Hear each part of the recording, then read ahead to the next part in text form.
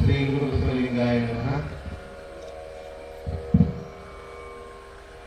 ಬಸವಣ್ಣನೇ ತಾಯಿ, ಬಸವಣ್ಣನೇ ತಂದೆ, ಬಸವಣ್ಣನೇ ಪರಮ ದೇವನಿಗೆ ವಸುಧೀಶ ಕಪಿಲ ಸಿದ್ಧ ಮಲ್ಲಿಕಾರ್ಜುನ ನಿಮ್ಮ ಹೆಸರಿಟ್ಟ ಗುರು ಬಸವಣ್ಣನೆಯ ಪರಮಗುರು ಪರಮಾರಾಧ್ಯರನ್ನ ಬಸವಾದಿ ಪ್ರಮುಖರನ್ನ ಸ್ಮರಣೆ ಮಾಡ್ತಾ ಈ ಒಂದು ಶುಭ ಸಂದರ್ಭದೊಳಗೆ ನಡೀತಕ್ಕಂಥ ಆಧ್ಯಾತ್ಮ ಚಿಂತನೆಯ ಕಾರ್ಯಕ್ರಮದೊಳಗೆ ನಾವು ನೀವೆಲ್ಲ ಭಾಗವಹಿಸ್ತಾ ಇದ್ದೇವೆ. ಈ ಮಠದ ದ್ವಿಶತಮಾನೋತ್ಸವ 200 ವರ್ಷಗಳ ವರ್ಷಾಚರಣೆಯ ಸಂದರ್ಭ, ಪೂಜ್ಯರ ಅಮೃತ ಮಹೋತ್ಸವ, ಬೆಳ್ಳಿ ಹಬ್ಬ, ಎಷ್ಟು ನೋಡ್ರಿ, ಒಂದೊಂದೇ ಇದ್ರೆ ಏನೆಲ್ಲ ಸಂಭ್ರಮ ಮಾಡ್ತೀವಿ ನಾವು, ಎಲ್ಲ ಕೂಡಿಸಿ ಬಂದ್ರೆ ಎಷ್ಟು ಸಂಭ್ರಮ ಆಗ್ಲಿಕ್ಕಿಲ್ಲ. ಅಂಥ ಸಂಭ್ರಮದ ಸಂದರ್ಭದೊಳಗ ಈ ವೇದಿಕೆ ಮೇಲೆ ಆಸೀನರಾಗಿರ್ತಕ್ಕಂಥ ಆತ್ಮೀಯರು, ಹಿರಿಯರಾದ ಪೂಜ್ಯ ನಿರುಪಾಧೀಶ್ವರ ಗುರುಗಳನ್ನ ಸ್ಮರಣೆ ಮಾಡ್ತಾ ಈ ವೇದಿಕೆ ಮೇಲೆ ದರ್ಶನಾಶೀರ್ವಾದವನ್ನು ನೀಡುತ್ತಿರತಕ್ಕಂಥ ಮಸೂತಿಯ ಪರಮ ಪೂಜ್ಯರಲ್ಲಿ ಹಾಗೂ ಮರೇಗುದ್ದಿ ಮಠದ ಕಿರಿಯ ಶ್ರೀಗಳಲ್ಲಿ ಶರಣಗಳನ್ನು ಹೇಳ್ತಾ, ಯಾವತ್ತು ಕಲಾವಿದರೆ ಶರಣ ಬಂಧುಗಳೇ, ತಮ್ಮೆಲ್ಲರಿಗೂ ಶರಣಾರ್ಥಿಗಳು. ನಾನು ಆಗಲೇ ಹೇಳಿದೆ, ಬರೀ ಒಂದೊಂದೇ ಕಾರಣ ಇತ್ತು ಅಂತಂದ್ರೆ ನಿಮ್ಮ ಮನೆಯೊಳಗ ಒಂದು ಸಣ್ಣ ಕಾರಣ ಇರ್ತದೆ, ಏನೋ ಒಂದು, ಅದನ್ನು ಎಷ್ಟು ಸಂಭ್ರಮ ಮಾಡ್ತೀರಿ, ಎಷ್ಟು ಖುಷಿ ಪಡ್ತೀರಿ, ಎಷ್ಟು ಅಭಿಮಾನ ಪಡ್ತೀರಿ ಅಂತಂದ್ರೆ ಅದು ಹೇಳಕ್ಕಿಲ್ಲ. ಆದ್ರೆ ಇಲ್ಲಿ ಎಷ್ಟು ಸಂಭ್ರಮಗಳ ಕೂಡ ನೋಡ್ರಿ. ಈ ಮಠ ಸ್ಥಾಪನೆಯಾಗಿ 200 ವರ್ಷಗಳ ಒಂದು ಈ ಸಂದರ್ಭದೊಳಗೆ, 100 ವರ್ಷ ಅಂದ್ರೆ ಶತಮಾನ ಅಂದ್ರೆ ಅದೊಂದು ಬಹಳ ದೊಡ್ಡದು ಅಂತ ನಾವು ಭಾವಿಸ್ತೀವಿ. ಆದ್ರೆ 200 ಅಂತಂದಾಗ ಆ ಶತಮಾನ 2 ಶತಮಾನಗಳ ಈ ಸಂದರ್ಭದೊಳಗೆ ಒಂದು ಏನು ವರ್ಷಾಚರಣೆಯನ್ನು ಮಾಡ್ತಾ ಇದ್ದೀವಲ್ಲ, ಇವಾಗ ನಾವು ನೀವೆಲ್ಲ ಇದೀವಿ ಅನ್ನೋದೇ ಒಂದು ಅಭಿಮಾನದ ಸಂಗತಿ, ಹೆಮ್ಮೆಯ ಸಂಗತಿ ಅಂತಕ್ಕಂಥದ್ದನ್ನ ನೆನಪಿಟ್ಕೋಬೇಕು. ಹೆಂಗ್ ನೋಡ್ರಿ, ಈ ಬಂಗಾರದ ಹೂವು ಅಂತ ಹೇಳ್ತೀವಿ ನಾವು, ಬಂಗಾರದ ಹೂವು ಮಾಡಿಸಿದಾರ ಅಂತ ಹೇಳಿ ಮಾಡ್ತಾರಲ್ರಿ. ಬಂಗಾರದ ಹೂವು, ಬಂಗಾರದ ಹೂವು ಬಹಳ ಕಿಮ್ಮತ್ತಿದ್ದು ಸರಿ. ನೀವು ನನಗೆ ಹೇಳಬೇಕು, ಅದಕ್ಕೆ ವಾಸನೆ ಇರ್ತೇನೋ, ವಾಸನೆ ಇರುತ್ತೇನೋ, ಇರುವುದಿಲ್ಲ. ಆದ್ರೆ ಬಂಗಾರದ ಹೂವು ಅಂದ್ಬಿಟ್ರೆ ಅದಕ್ಕೆ ಬಹಳ ದೊಡ್ಡ ಬೆಲೆ ಇರುತ್ತೆ. ಆ ಬಂಗಾರದ ಹೂವಿಗೆ ವಾಸನೆ ಇರುವುದಿಲ್ಲ, ಆದ್ರೆ ಕಿಮ್ಮತ್ತು ಬಹಳ ಇರ್ತದೆ. ಆದ್ರೆ ಈ ನಿತ್ಯ ಅರಳಿ ಒಣಗಿರ್ತಕ್ಕಂಥ ಹೂಗಳು ಅವೇನು ತುಟ್ಟಿ ಬೀಳ್ತಾವನ್ರಿ, ಏನಿಲ್ಲ. ಆದ್ರೆ ಅವಕ್ಕೆ ಎಷ್ಟು ಸುವಾಸನೆ ತುಂಬಿರ್ತದೆ ಅಂತಂದ್ರೆ ದುಂಬಿಗಳು ಅದನ್ನ ಹುಡುಕಾಡ್ಕೊಂಡು ಬರ್ತಾವ, ಆ ವಾಸನೆಯನ್ನ ಹುಡುಕಿಕೊಂಡು ಬರ್ತಾವ, ಅಷ್ಟು ಸುಗಂಧವನ್ನು ತುಂಬಿಕೊಂಡಿರ್ತದ. ಬಂಗಾರದ ಹೂವಿಗೆ ಬೆಲೆ ಬಹಳ, ವಾಸನೆ ಇರುವುದಿಲ್ಲ. ಆದ್ರೆ ಈ ಹೂವಿಗೆ ಬಹಳ ಬೆಲೆ ಇರಂಗಿಲ್ಲ, ಆದ್ರೆ ಎಷ್ಟು ಸುವಾಸನೆ ಇರ್ತದೆ ಅಂತಂದ್ರೆ ಇಡೀ ನಮ್ಮ ಪರಿಸರವನ್ನೇ ಸುಗಂಧಮಯಗೊಳಿಸ್ತದ, ಎಷ್ಟು ಚಂದ ಮಾಡ್ತದ. ಯಾವುದು ಕಲಿಸ್ಬೇಕು ಅಂತಂದ್ರೆ ಅದಕ್ಕೆ ಕೊನೆ ಇಲ್ಲ, ಆ ಉತ್ಸಾಹಕ್ಕ, ಆ ಸಂಭ್ರಮಕ್ಕ ಕೊನೆಯೇ ಇಲ್ಲ. ಈಗ ನೋಡ್ರಿ, ಮಕ್ಕಳು ಏನೋ ಒಂದು ಸಾಧನೆ ಮಾಡಿರ್ತಾರೆ, ಅದು ದೊಡ್ಡದೇ ಅವ್ರಿಗೆ. ನಮ್ಗೇನು ಸಣ್ಣ ಅನಿಸ್ತೈತಿ, ಆದ್ರೆ ಅವ್ರ ಪಾಲಿಗೆ ಅದು ದೊಡ್ಡದೇ.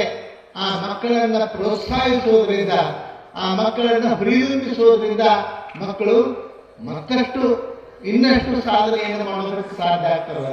ಆ ಕಾರಣಕ್ಕೆ ಆ ಸಂದರ್ಭದೊಳಗೆ ಮಕ್ಕಳನ್ನ ನಾವು ಪ್ರೋತ್ಸಾಹಿಸ್ತೀವಿ. ಆದ್ರೆ ಇಲ್ಲಿ ನೆನಪಿಟ್ಕೋಬೇಕು, ಈ ಸಂದರ್ಭದೊಳಗೆ ನೋಡ್ರಿ, ಆ ಗುರುಗಳನ್ನ ತುಲಾಭಾರ ಮಾಡುವಂತಹದ್ದು ಎದುರೊಳಗೆ ಮಾಡಾಕತ್ತೀವಿ, ನಾಣ್ಯದೊಳಗಲ್ಲ, ಎದುರೊಳಗೆ ಮಾಡಾಕತ್ತೀವಿ. ಅವರು ಬರೆದಿರ್ತಕ್ಕಂಥ ಕೃತಿಗಳೊಳಗೆ ನಿಜವಾಗ್ಲೂ ಎಷ್ಟು ವಿಭಿನ್ನವಾಗಿ ಇರ್ತಂತಂದ್ರೆ ಬಹುಶಃ ಸಾರ್ಥಕವಾದ ಈ ಗಳಿಗೆ ಅಂತ ನಾನು ಪದೇ ಪದೇ ಹೇಳ್ತೀನಿ. ಇಲ್ಲಿ ವಿಧಾನಗಳು ಸಹಿತ ಸುಮ್ಮನೆ ಏನೋ ಮಾಡೋದಲ್ಲ, ಒಂದು ಮಾಲಿ ಹಾಕಿ ಒಂದು ಶಾಲ್ ಹಚ್ಚಿ ಒಂದು ಫೋಟೋ ತೆಗೆದ್ಬಿಟ್ರೆ ಮುಗಿದ್ ಬಿಡ್ತಂತ ಅನ್ನಂಗಿಲ್ಲ. ಆದ್ರೆ ಅವರು ಬರೆದಿರ್ತಕ್ಕಂಥ ಕಾವ್ಯಗಳಲ್ಲಿಯೇ ಅವರನ್ನ ತುಲಾಭಾರ ಮಾಡ್ತಿರೋದು ಇನ್ನೂ ಒಂದು ಹೊಸ ದಾಖಲೆ ಇಲ್ಲಿ ನಿರ್ಮಾಣ ಆಗ್ತಾ ಇದೆ ಅಂತಕ್ಕಂಥದ್ದು ನಾವು ನೀವೆಲ್ಲ ಹೆಮ್ಮೆ ಪಡುವಂತಹ ಸಂಗತಿ. ಕಾವ್ಯದ ತುಲಾಭಾರ ನಿಜವಾಗಲೂ ಕವಿಗೆ ಯಾವಾಗ ಪ್ರೀತಿ ಆಗ್ತದೆ ಅಂತಂದ್ರೆ ಆ ಕೃತಿ ಹೊರಗೆ ಬಂದಾಗ ಎಷ್ಟು ಖುಷಿ ಆಗ್ತದನೋ ಆ ಕೃತಿಯನ್ನ ಕುರಿತು ವಿಮರ್ಶೆ ನಡಿಬೇಕು, ಚಿಂತನೆ ನಡಿಬೇಕು. ಅವಾಗ ಆ ಕವಿಗೆ ಇನ್ನೂ ಖುಷಿ ಆಗ್ತದ. ಆದ್ರೆ ಈ ಸಂದರ್ಭದೊಳಗ ಅವರ ಕಾವ್ಯಗಳ ಮೂಲಕ ಅವರನ್ನ ಗೌರವಿಸುವಂತಹ ಒಂದು ಸಂಭ್ರಮ ಏನಿಲ್ಲ, ಇದು ಬಹಳ ವಿಶೇಷವಾದಂತಹ ಪುಣ್ಯದ ಗಳಿಗೆ ಅಂತಾರೆ. ಏನಂತಾರ? ಪುಣ್ಯದ ಗಳಿಗೆ. ಪುಣ್ಯದ ಗಳಿಗೆ ಅಂತಂದ್ರೆ ನಾವು ಏನ್ ಮಾಡ್ತೀವಿ ಅದೆಲ್ಲವೂ ಸಾರ್ಥಕ ಆಗ್ತದ. ಈಗ ಕೆಲವು ಮಂದಿ ದೇವರ ಬಿಟ್ಕೊಂತಿರ್ತಾರ, ಏನು ನಾನು ಮುಟ್ಟಿದ್ದೆಲ್ಲ ಬಂಗಾರ ಆಗಲಿ, ನಾನು ಮುಟ್ಟಿದ್ದೆಲ್ಲ ಬಂಗಾರ ಆಗಬೇಕು ಅಂತ ದೇವರ ಬಿಟ್ಕೊಂತಿರ್ತಾರ. ಆಗದ್ರೆ ಮುಟ್ಟಿದ್ದೆಲ್ಲ ಬಂಗಾರ ಆಗದೇನೋ, ಮತ್ತೆ ಹಂಗಾದ್ರೆ ಏನ್ ಮಾಡಬೇಕು? ಬಂಗಾರವನ್ನು ಬಿಟ್ಬಿಡು, ಬಂಗಾರನ ಬಿಟ್ಬಿಟ್ರೆ ಮುಟ್ಟಿದ ಬಂಗಾರ ಆಯ್ತಲ್ಲ. ಆದ್ರೆ ಇಲ್ಲಿ ಬಹಳ ಮಹತ್ವವಾದಂತಹದ್ದು, ಸೂಕ್ಷ್ಮವಾದಂತಹ ಒಂದು ಪ್ರಸಂಗವನ್ನು ನೀವು ಗಮನಕ್ಕೆ ತರಲು ಇಷ್ಟಪಡ್ತೀನಿ ನಾನು. ಇದು ಪುಣ್ಯದ ಗಳಿಗೆ ಅಂತ ಯಾಕೆ ಹೇಳ್ತೀನಿ ಅಂತಂದ್ರೆ ಅದಕ್ಕೆ ನಿಮ್ಮೊಂದು ಉದಾಹರಣೆ ಕೊಡ್ತೀನಿ ನಾನು. ಅಂಕಲಿ ಅಡವಿ ಶ್ರೇಷ್ಠರಂತೆ ಆ ಪರಿಸ್ಥಿತಿ. ಇಂಥದ್ರೊಳಗೆ ನನಗೆ ವಯಸ್ಸಿಗೆ ಬಂದ ಮಗಳು ಒಬ್ಬಕ್ಕೆದಾಳ. ಆಕಿದ ಮಗಿ ಕಂಬಳಿ ಮಣ್ಣಿನ ಮಗಿ, ಅಂಬ್ಲಿ ಮಗಿ ನೋಡ್ರಿ. ಅದಕ್ಕ ಒಬ್ಬ ಹೇಳ್ತಾರ, ಅಂಬ್ಲಿ ಕಂಬಳಿ ರಾಸ್ತು ಮಿಕ್ಕಿದ್ದೆಲ್ಲ ಜಾಸ್ತು ಅಂತ. ಅಂಬ್ಲಿ ಕಂಬಳಿ ಇಷ್ಟಿತ್ತಂದ್ರ ಉಣ್ಣ ಕಂಬಳಿ ಮಲಗ ಕಂಬಳಿ ಇಷ್ಟಿದ್ರೆ ಬಗೆಹರಿತು. ಇದಕ್ಕಿಂತ ಹೆಚ್ಚಾತು ಅಂದ್ರೆ ಸಮಸ್ಯೆಗಳು ಶುರುವಾದವು ಅಂತ ತಿಳ್ಕೊಬೇಕು ನೋಡ್ರಿ. ಅಲ್ಲಿ ಅದನ್ನ ಶುರುವಾತ್ ಎದ್ದುವೋ, ಯಾವ ಕಡೆ ಹುತ್ತಿನಾಗ ಕೂತಿರ್ತಾವ, ಯಾವ ಮೂಲ್ಯಾಗ ಕೂತಿರ್ತಾವ, ಚೋಳಿ ಹೆಂಗ ಸಂಧೆ ಆಗಿದ್ದ ಎದ್ದು ಹೊರಗೆ ಬರ್ತಾವ, ಹಂಗ ಇವು ಬಂದ್ಬಿಡ್ತಾವ ಸಮಸ್ಯೆಗಳು. ಅವ್ರು ನನ್ನ ನೋಡಾಕತ್ತೀಯ ನೀನು ಅಂತಂದ್ರ ಅವ್ರು ನೋಡಾಕತ್ತೀನ್ರಿ, ನಂದು ಈ ಪರಿಸ್ಥಿತಿ ಐತಿ, ನಿನಗೇನ್ ಮಾಡ್ಲಿ ಯಪ್ಪ, ನೀವು ಮನಸ್ಸು ಮಾಡಿದ್ರೆ ಮಾಡಕ್ ಸಾಧ್ಯ ಐತಿ, ಆಯ್ತಳಿ ಇರು ಅಂತಂದ್ರ ಅವರು. ಇರು ಅಂದ್ರು, ಅಲ್ಲೇ ಉಳ್ದ. ಒಂದು ವಾರ ಹೊತ್ತು, 15 ದಿವಸ ಹೊತ್ತು, 20 ದಿವಸ ಹೊತ್ತು ಏನು ಸುದ್ದಿಲ್ಲ. ದಿವಸ ನೋಡವ್ರು ಹಂಗ ಕುಂದ್ರವ್ರು ತಮ್ಮ ಇದ್ರೊಳಗೆ ತಾವು ಧ್ಯಾನದೊಳಗೆ ಇರ್ತಿದ್ರು. ಅವ ಇವತ್ತು ಏನ್ರ ನನಗೆ ಮಾಡ್ಯಾರ, ನಾಳೆಗೆ ಏನ್ರ ನನಗೆ ಸಹಾಯ ಮಾಡ್ಯಾರ, ಅವರಿಂದ ನನಗೆ ಏನಾದ್ರೂ ಸಿಕ್ಕಿತ ಹೇಳಿ ಅದ ಆಸೆ ಒಳಗನ ಭರವಸೆ ಒಳಗನ ಕೂತಿದ್ದ ಕೇಳ್ತಿದ್ದ. ಆ ಸಂದರ್ಭದೊಳಗೆ ಅಡಿಯಪ್ಪನವರು ಹಾಗೆ ಸುಮ್ಮನೆ ಇದ್ರು. ಅವಂದ, ನಾ ಬಂದ್ ಬಾಳ ದಿವಸ ಆತಪ್ಪ ಅಂತಂದ. ಗೊತ್ತೈತಿ ನನಗಂದ್ರ, ಗೊತ್ತೈತಿ. ಅದಕ್ಕೆ ನೆನಪು ಮಾಡಿದ್ರೆ ನಿಮಗ ನೆನಪೈತಿ ಇರ್ತದ. ಮುಂದೆ ಒಂದ್ ಸ್ವಲ್ಪ ದಿವ್ಸ ಹೋದ್ಮೇಲೆ ಒಂದ್ ದಿವ್ಸ ಸಾಯಂಕಾಲ 4 ಗಂಟೆ ಹೊತ್ತಾಗಿತ್ತು. ಅಡಿಯಪ್ಪನವ್ರು ಎದ್ದು ಬಂದು ಅಲ್ಲೇ ಉಳಿದಿದ್ದಲ್ಲ ಅವನಿಗೆ ಹೇಳಿದ್ರು, ಹೇಳೋ ನಡಿ ಹೋಗೋಣ. ಮತ್ತೆ ಕರೆದ ಕೂಡಲೇ ನಡಿ ಹೋಗೋಣ ಅಂದ ಕೂಡಲೇ ಅವ್ರು ಮುಂದೆ ಇವ ಹಿಂದಿಂದ ಹೊಂಟ್ರಿ. ಇಬ್ರು ಹೊಂಟ್ರು. ಬಹಳ ಸ್ವಲ್ಪ ದೂರ ಬಂದ ತಕ್ಷಣ ಅಲ್ಲೊಂದು ಬಹಳ ದೊಡ್ಡ ಮರ ಇತ್ತು. ಬಹಳ ದೊಡ್ಡದಂದ್ರೆ ಬಹಳ ದೊಡ್ಡದು, ಒಂದು ದೊಡ್ಡ ಮರಗಳ ಸಮೂಹನ ಅಂದ್ರೆ ನೀವು, ಅಷ್ಟು ದೊಡ್ಡ ಮರ ಇತ್ತು. ಆ ಮರದ ಹತ್ತಿರ ಬಂದ್ರು. ಆ ಮರದ ಕೆಳಗಡೆ ಒಂದು ದೊಡ್ಡ ಹುತ್ತಿತ್ತು. ಆ ಹುತ್ತಿನ ಸ್ವಲ್ಪ ಕಮ್ಮಿ ಮಾಡೋದು ಸೌಂಡ್.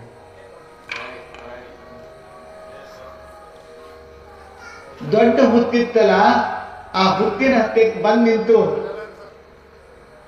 ಅಡಿಯಪ್ಪನವರು ಚಪ್ಪಾಳೆ ಹೊಡೆದ್ರು. ಚಪ್ಪಾಳೆ ಹೊಡಿದಷ್ಟೇ, ಚಪ್ಪಾಳೆ ಹೊಡಿತಿದ್ದಂಗನೆ ಆ ಹುತ್ತಿನೊಳಗಿಂದ ಒಂದು ಹಾವು, ಬಹಳ ದೊಡ್ಡದು, ನೋಡಿದ್ರೆ ಎದಿ ಹೊಡ್ಕೋಬೇಕು, ಅಷ್ಟು ಭಯಾನಕ ಭಯಂಕರ ಸರ್ಪ ಹೊರಗೆ ಬಂತು. ಅದು ಅದನ್ನ ಹೊರಗೆ ಬಂದ ಕೂಡಲೇ ಪೂರ್ತಿ ಹೊರಗೆ ಬಂದು ಹಿಂಗೊಂದು ಸುತ್ತ ಹಾಕ್ತದ ಹುತ್ತ. ಸುತ್ತ ಹಾಕ್ತಿದ್ದಂಗನೆ ಅವ್ರು ಏನ್ ಮಾಡಿದ್ರು, ನೋಡಪ್ಪ ನೀ ಕೇಳಿದ್ದೆಲ್ಲ ಏನು, ಏನಾದ್ರೂ ಸಹಾಯ ಮಾಡ್ರಿ ಅಂತ ಹೇಳಿ, ತಗೋ ಬಂದ್ ತಗೋ ಹಿಡ್ಕೋ ಅಂದ್ರ ಅವ್ರು. ಬಂದ್ ಹಿಡ್ಕೋ ಅಂತಂದ್ರು. ಅವಂದ ಅದನ್ನ ನೋಡೇನೆ ಕೈಕಾಲು ತಣ್ಣಗೆ ಆಗಿದ್ದು, ಅವನು ಮೈ ಬೆವರು ಬಿಟ್ಟಿದ್ದು, ನಡಗಾಕತ್ತಿದ್ದ. ಅದನ್ನ ಹಿಡ್ಕೊಳ್ಳೋದು ಒದ್ದಾಡಿಗಿರ್ಲಿ, ಅದನ್ನು ನೋಡಿ ನಿಲ್ಲಾಕಾಗುವತ್ತಾಗಿತ್ತು ಅವನಿಗೆ, ಅಷ್ಟು ನಡಗಾಕತ್ತಿದ್ದ. ಅವಂದ ಎದಕ್ರಿ ನಾ ಏನ್ ಕೇಳೀನಿ ಅಂದ ಅವ.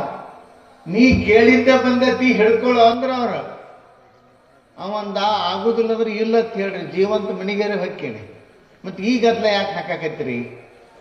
ಅವಾಗ ಅವ್ರಂದ್ರು, ಇದರಿಂದ ನಿನ್ನ ಜೀವನಕ್ಕೆ ಒಳ್ಳೇದಾಗ್ತತಿ, ಹಿಡ್ಕೋ ಅಂತಂದ್ರ ಅವ್ರು.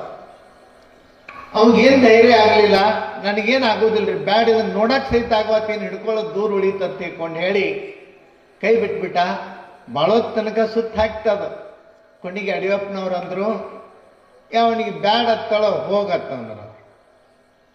ಬ್ಯಾಡ ಹತ್ತಳೋ ಹೋಗ ಅಂದ ಕೂಡಲೇ ಅದೇನ್ ಬಂದಿತ್ತು, ತಿರುಗಿ ಮತ್ತೆ ಹುತ್ತಿನೊಳಗೆ ಒಳಗೆ ಹೊಂಡಿತ್ತು. ಒಳಗೆ ಹೊಂಡಿತ್ತು, ಸ್ವಲ್ಪ ಹೋಗಿತ್ತದ. ಈಗರ ಹಿಡ್ಕೊಳ್ಳೋ ಒಳಗೆ ಹೊಂಟೈತಿ ಅಂತಂದ್ರ ಅರ್ಧದ ಮ್ಯಾಲ ಹೋತು. ಕೊನೆಗೆ ಅಗದಿ ಸ್ವಲ್ಪ ಅಂದ್ರೆ ಅಗದಿ ಸ್ವಲ್ಪ ಒಂದು ಗೇನ್ ಉಳಿದಿತ್ತು. ಕೊನೆಗೆ ಯಡಿಯೂರಪ್ಪನವ್ರು ಒಂದು ಮಾತು ಹೇಳ್ರು, ನೋಡು ಎಲ್ಲ ಹೋಗ್ಯದ, ಇಷ್ಟು ಉಳಿದೈತಿ, ಇಷ್ಟೇ ಹಿಡ್ಕೋ, ನಿನಗೇನು ಆಗೋದಿಲ್ಲ, ಇಡೀ ಅಂತಂದ್ರ ಅವ್ರು. ಅವಂದ ಪೂರಾ ಒಳಗೆ ಹೋಗೈತಿ, ಇನ್ನೇನ್ ಮಾಡೋದೈತಿ ಮಗದ್ದು, ಇಷ್ಟು ಹೇಳಾಕತ್ತಾರ ಅಂದ್ಮ್ಯಾಗ ನೋಡೋಣ ಅಂತ ಹೇಳಿ ಹಿಡಿಯಾಕಂತ ಹೋದ. ಹೋಗುದ್ರಾಗನ ಅಗದಿ ಅಂದ್ರೆ ಒಂದು ಕಿರ್ಬಟ್ಟಿನಷ್ಟ ಸ್ವಲ್ಪ ಉಳಿದಿತ್ತು, ಅಗದಿ ಸಣ್ಣ. ಏನ್ ಹಿಂಗ್ ಕಣ್ಣು ಮುಚ್ಚಿ ಗಟ್ಟಿ ಧೈರ್ಯ ಮಾಡಿ ಹಿಡದ, ಹಿಂಗ ಮುಟಿಗೆ ಒಳಗ ಗಟ್ಟಿ ಹಿಡದ. ಹಿಡಿದ ನಂತರ ಅದು ಉಳಿದದ್ದು ಒಳಗೆ ಹೋಗ್ಬಿಟ್ಟಿತ್ತು. ಇವನ್ ಕೈಯಾಗಿ ಎಷ್ಟು ಹಿಡಿದಿದ್ದ ಅಷ್ಟು ಉಳಿದಿತ್ತು. ಬಿಚ್ಚಿ ನೋಡ್ತಾನ, ಎಷ್ಟು ಹಿಡಿದಿದ್ದ ಅಷ್ಟು ಬಂಗಾರನ ಆಗಿತ್ತು. ಎಷ್ಟು ಹಿಡ್ಕೊಂಡಿದ್ದ ಅಷ್ಟು ಬಂಗಾರನೇ ಆಗಿತ್ತು. ಅವಂದ ಮೊದ್ಲೇ ಹಿಡಿದಿದ್ನಿ ಅಂದ್ರ ನನ್ನ ಮುಂದೆ ಯಾವ ಇರ್ತಿದ್ದ? ನೀವನ್ಬೋದು ಅದು ಹುತ್ತದು ಎಲ್ಲಿದ್ದು ಗೊತ್ತಂಡ್ರಿ ಸ್ವಾಮಿಗಳು, ನಿಮ್ಗೆ ಇದ್ರ ನಾಡ್ರಿ ಹೋಗಿ ಬರೋಣ, ನಾಳೆ ಗಾಡಿ ಮಾಡ್ಕೊಂಡ ಅಂದ್ರೆ. ಅವಾಗ ಒಂದ ಅವ್ರು ಹೇಳಿದಾಗ ನಾ ಹಿಡಿದಿದ್ನಿ ಅಂತಂದ್ರೆ ನನ್ನ ಜೀವನನ ಬಂಗಾರ ಆಗಿ ಹೊಕ್ಕಿತ್ತು. ಎಷ್ಟು ಹುಚ್ಚುತನ ಮಾಡಿನಲ್ಲ. ಕೊನೆಗೆ ಯಡಿಯೂರಪ್ಪನವ್ರಿಗೆ ಹೇಳಿದ, ನನಗೆ ಅವಾಗ ಹಿಡಿಯಾಕ ಧೈರ್ಯ ಆಗ್ಲಿಲ್ಲಪ್ಪ, ಈಗ ಕರೀರಿ ತೆಕ್ಕಿ ಪಡ್ಕೊಂಡು ಹಿಡಿತೀನಿ ಅಂತಂದ.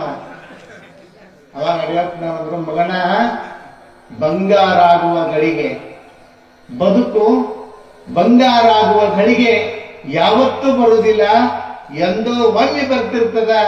ಬಂದಾಗ ನೀ ಹಿಡಿದಿದ್ರ ನಿನ್ನ ಜೀವನದೊಳಗ ಹೊಳ್ಳಿ ಮತ್ತೆ ಸಿಗಂಗಿಲ್ಲ ಅಂತ ಹೇಳಿದ್ರ. ಹಂಗ ಈ ಅಡವಿ ಸಿದ್ದೇಶ್ವರ ಮಠದ ಪರಂಪರೆಯ ಭಕ್ತರ ಪುಣ್ಯ ಭಾಗ್ಯ, ಅದು ಬಂಗಾರ ಆಗುವ ಗಳಿಗೆ. ಇದು 2ನೇ ಶತಮಾನೋತ್ಸವವನ್ನು ಆಚರಿಸ್ತಕ್ಕಂಥ ಈ ಗಳಿಗೆ ಅಂತ ಹೇಳಿದ್ರೆ ತಪ್ಪಾಗಲಿಕ್ಕಿಲ್ಲ.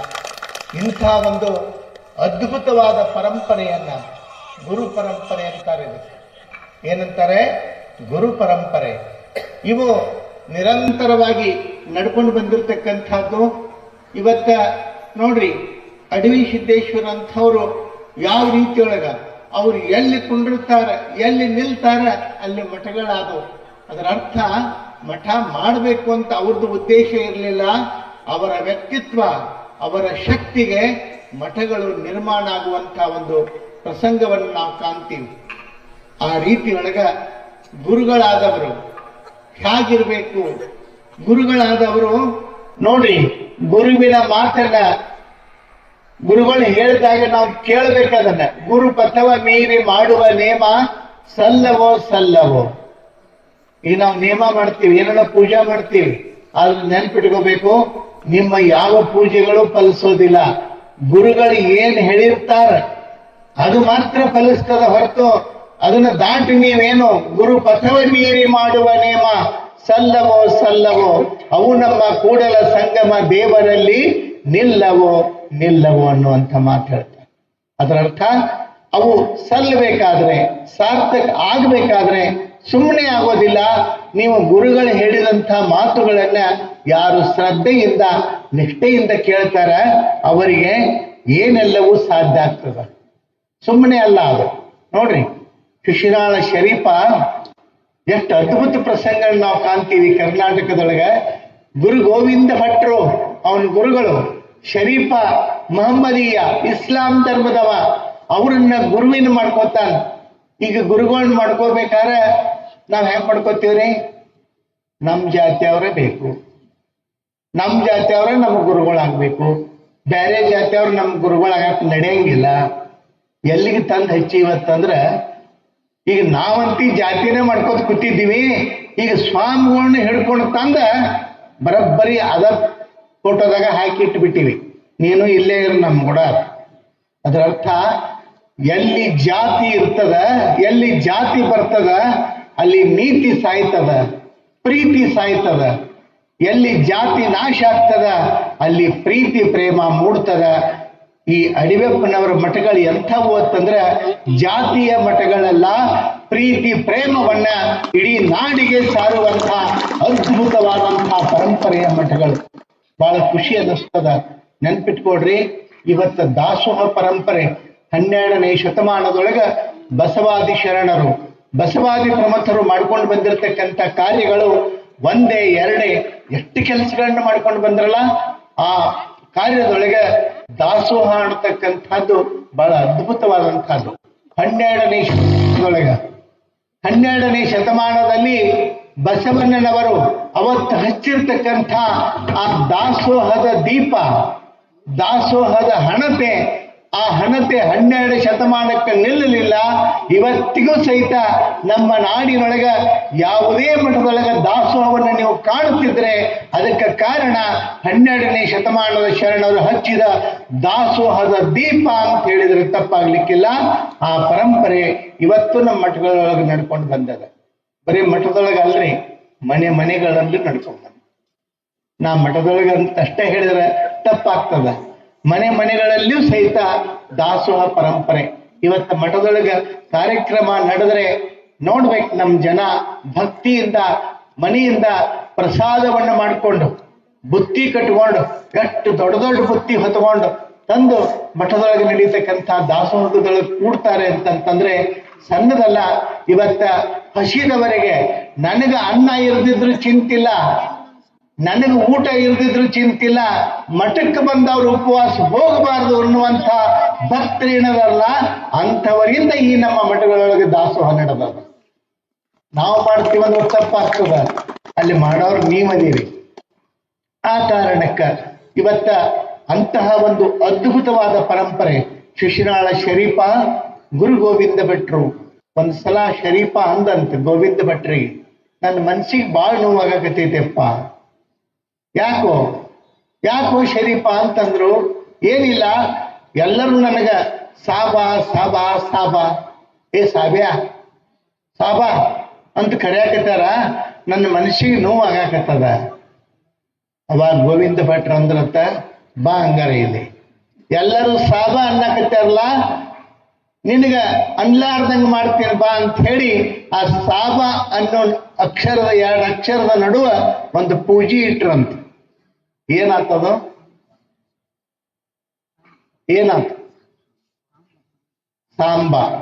ಸಾಬ ಅನ್ನುವ 2 ಅಕ್ಷರದ ನಡುವ ಗುರುವಿನ ಕರುಣೆ, ಗುರುವಿನ ದೀಕ್ಷೆ ಅನ್ನುವಂಥ ಒಂದು ಪೂಜೆಯನ್ನು ಇಟ್ರಂತ. ಅದರಿಂದಾಗಿ ಸಾಬ ಹೋಗಿ ಸಾಬನಾಗಿರ್ತಕ್ಕಂಥದ್ದು ಬಹಳ ನೆನಪಿಟ್ಕೋಬೇಕು. ಮಹಮ್ಮದೀಯನಾಗಿರ್ತಕ್ಕಂಥ ಶರೀಫ ಬ್ರಾಹ್ಮಣರಾಗಿರ್ತಕ್ಕಂಥ ಗೋವಿಂದ ಭಟ್ಟರ ಶಿಷ್ಯನಾಗಿ ಅವು ಹೇಳಿದ್ದು ಏನಂತಂದ್ರೆ ಲಿಂಗಾಯತ ಧರ್ಮವನ್ನ ಕುರಿತು, ಆಚರಣೆಯನ್ನ ಕುರಿತು ಎಷ್ಟು ಅದ್ಭುತವಾಗಿ ಪ್ರತಿಪಾದನೆ ಮಾಡ್ತಾನೆ. ಪ್ರಭುಲಿಂಗ ಲೀಲೆಯನ್ನ ಕುರಿತು ಎಷ್ಟು ಚಂದ ಹೇಳ್ತಾನೆ ಶರೀಫ ಅಂತಂದ್ರೆ, 6 ಶಾಸ್ತ್ರ 18 ಪುರಾಣ ನನ್ನ ಬಗಲಾಗ, 6 ಶಾಸ್ತ್ರ 18 ಪುರಾಣ ನನ್ನ ಬಗಲಾಗ, ಪ್ರಭುಲಿಂಗ ಲೀಲಾ ನನ್ನ ತಲಿ ಮ್ಯಾಗ ಅಂತೇಳಿ ಶರೀಫ್ ಹೇಳ್ತಾರೆ. ಎಷ್ಟು ಅದ್ಭುತ ಅಲ್ಲ ಇದು. 6 ಶಾಸ್ತ್ರಗಳು 18 ಪುರಾಣಗಳನ್ನು ನಾವು ಹೇಳ್ಕೊಂಡು ಬರ್ತೀವಿ. ಶರೀಫ್ ಅಂದ ಅವೆಲ್ಲವೂ ನನ್ನ ಬಗಲಾಗದಾವ ಅಂದವ. ಅವೆಲ್ಲ ನನ್ನ ಬಗಲಾಗದಾವ. ಆದ್ರೆ ಅದಕ್ಕಿಂತಲೂ ಮೀರಿರುವಂಥ, ಅದಕ್ಕಿಂತಲೂ ಅದ್ಭುತವಾದಂಥ ಯಾವುದು ಅಂತಂದ್ರೆ ಪ್ರಭುಲಿಂಗ ಲೀಲೆ. ಚಾಮರಸ ಕವಿ ಬರೆದಿರ್ತಕ್ಕಂಥ ಪ್ರಭುಲಿಂಗ ಲೀಲೆಯನ್ನ ಎಷ್ಟು ಮುಕ್ತ ಕಂಠದಿಂದ ಹೃದಯ ತುಂಬಿ ಶರೀಫ ಕೊಂಡಾಡ್ತಾನೆ. ಅಂಥ ಅಸಾಮಾನ್ಯ ವ್ಯಕ್ತಿಗಳಾಗಿ ಶರೀಫ ಕಂಡು ಬರ್ತಾನೆ ಇವತ್ತು ಗುರು ಶಿಷ್ಯ ಪರಂಪರೆಯೊಳಗೆ. ನೋಡ್ರಿ, ಹಿಂದೆ ಗುರು ಮುಂದೆ ಗುರಿ, ಸಾಗಿತ್ತು ಅಂದು ರಣವೀರರ ಹಿಂಡು. ಎಷ್ಟು ಚಂದ ಹೇಳ್ತಾರ ಒಬ್ರು.